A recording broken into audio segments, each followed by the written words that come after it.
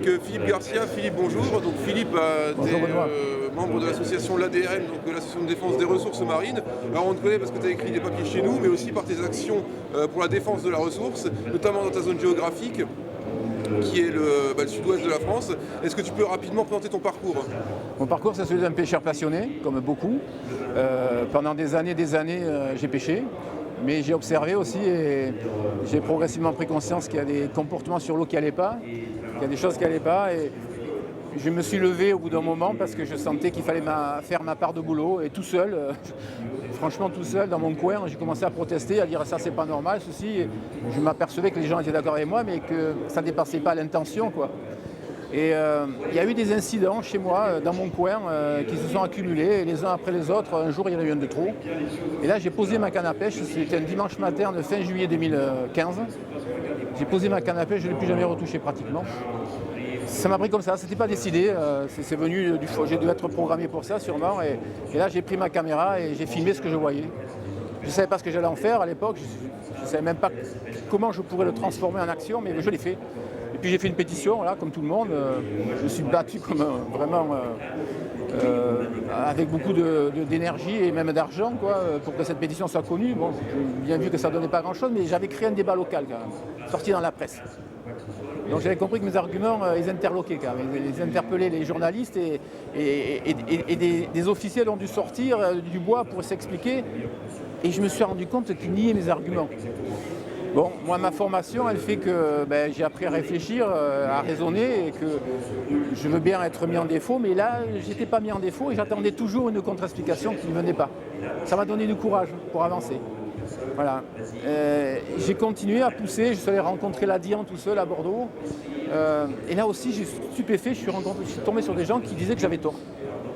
Ouais, je veux bien qu'on m'explique que j'ai tort, mais il faut que je comprenne. Et je ne comprenais pas. Voilà. Ensuite, ça c'était fin 2015, ça. Fin 2015. Là, il y a eu 4 ou 5 mois entre juillet. J'étais complètement tout seul. Là. Et puis en 2016, là, ça tournait mal parce que là, j'ai été convoqué à la gendarmerie. Je me suis retrouvé encadré par 3 gendarmes qui m'ont fait une opération de lavage de cerveau, quoi, hein. Ils ont cherché à me faire lâcher prise. Enfin, ça a été très violent. Interrogatoire avec un à droite, à gauche et un devant. Je ne dirais pas où et quand, mais je me rappelle très précisément. Et là, j'ai compris que j'avais mis le doigt où il fallait, parce que sinon, je ne vois pas pourquoi j'aurais été choisi et j'aurais eu autant d'intérêt de la part de la gendarmerie. Donc j'ai continué, mais c'était très dur parce que je cherchais la voie tout 2016, comment je pouvais transformer les informations que j'avais récupérées. Et là, j'ai compris qu'il fallait porter plainte. Et puis j'ai découvert, il a fallu que je mette un an à découvrir que pour porter plainte en France, sauf si c'est un dommage à titre personnel, là, dans le cas de la mer, de l'environnement, il faut une association. Et ça, j'engage tous les gens qui m'écoutent à comprendre qu'une association, c'est quelque chose de très puissant parce que c'est la seule arme qui vous permettre d'aller en justice. Mais je n'avais pas d'association et c'est vrai que moi-même, j'étais réluctant parce que bon, c'est lourd, c'est des relations, c'est des papiers. Et moi, je suis plutôt un homme de terrain et les papiers, ça ne me plaisait pas. Et donc l'année 2016 est passée comme ça, j'ai refait des vidéos, pas très convaincu parce que je ne savais plus ce que j'allais en faire. Et je me suis interrogé après à aller démarcher les ONG. Il y en a une qui a répondu à mon appel immédiatement, qui a compris l'ampleur de l'affaire et qui l'a prise. Et alors là, ça m'a donné une injection d'érythropoïétine. Je suis parti comme un fou. L'avocat m'a expliqué que mes vidéos, elles ne valaient pas cher parce qu'il manquait ceci, cela, notamment une certification dans le temps et dans le lieu. Je me suis renseigné, j'ai contourné la difficulté qui était assez grande parce qu'en fait il a fait que je me fasse accompagner par des huissiers pour attraper l'instant et donc donner rendez-vous à un huissier sur 100 km de côte au moment précis. Vous pouvez imaginer le temps que j'ai passé, l'argent que j'ai consacré. Enfin on y est arrivé et donc quand j'ai présenté le dossier en septembre 2017 à Sea Shepherd, là cette fois-ci il était béton. Et l'affaire est partie et donc l'audience a eu lieu avant-hier et la procureure de la République a été très claire, elle a demandé une peine exemplaire. Le délibéré est attendu pour le 30 mars. Donc c'est une affaire qui va peut-être s'achever bien pour la ressource et bien pour expliquer aux gens qu'il faut respecter les règles. Et que ce n'est pas parce qu'on est amateur ou professionnel avec un petit bateau qu'on est au-dessus des lois et que chacun doit faire sa part. Voilà. Voilà. Il y a pour moi la volonté en fait de contribuer à recoller les morceaux. Voilà. Donc quand même, on rappelle que tu es aujourd'hui à la DRM, donc qui est l'association de défense des ressources marines. Donc tu as une vue finalement de défenseur donc des ressources marines comme son nom l'indique, qui te permet voir un petit peu ce qui se passe autour. Aujourd'hui, le constat, il en est où en 2020? On a eu de l'actualité là un petit peu avec le plateau de Rochebonne. Quel est le constat? Est-ce que ça s'améliore? Est-ce que ça diminue? Moi je suis plein d'espoir.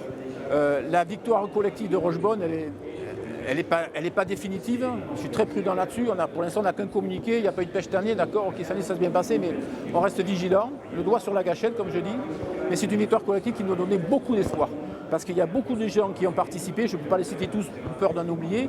Et chacun est responsable de cette victoire.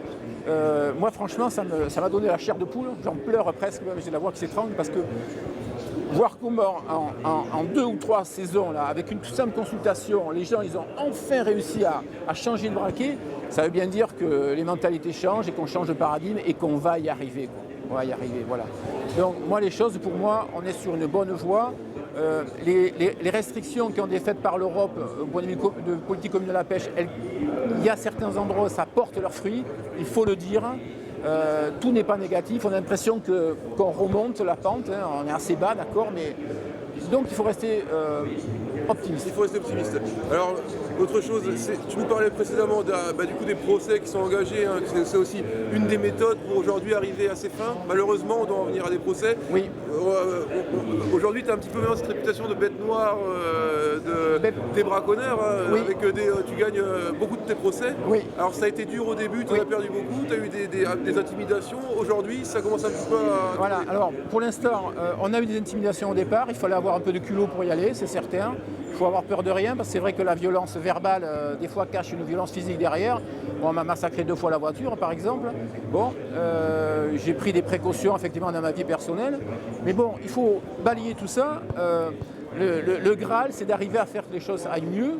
Et l'association, encore une fois, elle permet à un gars qui est très motivé d'aller au tribunal avec derrière tout le corpus juridique qu'il faut. Et on est efficace. On est efficace parce que le tribunal, le temps est long, mais à la fin, ça tombe. Et voilà, quoi. Donc effectivement, on a gagné les 5 ou 6 affaires qu'on a mises devant les tribunaux. Et il y en a d'autres qui vont arriver et qui se présentent très bien. Et ça nous donne un courage fou, quoi. Parce qu'on se rend compte que les verbiages qu'on entend de ci, de là, un jour, voilà, ils sont coupés net, quoi. Voilà. Et on passe à autre chose. Alors sur ces 5 ou 6 affaires, on a quoi? On a les filets dérivants. Alors, sur les 5 ou 6 affaires, j'ai d'abord beaucoup d'affaires où on a simplement demandé des informations environnementales au comité des pêches, par exemple, à Ifremer, à l'administration, qui nous ont refusé. Et donc là, il faut savoir qu'il ne faut pas se démonter, il faut d'abord saisir la CADA, ensuite il faut saisir le tribunal administratif, et ensuite le tribunal administratif, il dit il faut donner l'information à l'association ADRM.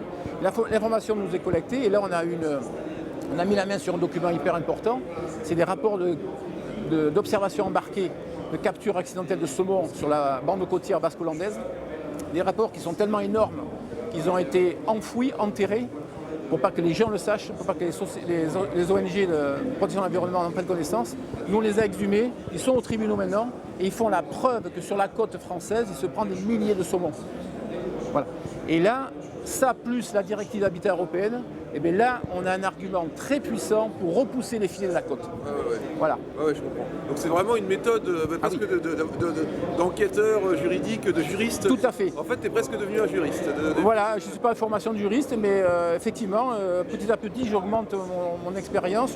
J'ai des relations avec des avocats qui sont hyper sympas parce qu'ils me donnent de leur temps pour me donner leur avis, m'aiguiller, me donner des liens, me donner des sources. Et j'ai eu des coups de main comme ça, mais très important, décisif. Alors, tu as fait un travail important aussi de ton côté, tu as eu des aides décisives, et aujourd'hui ça a grandi.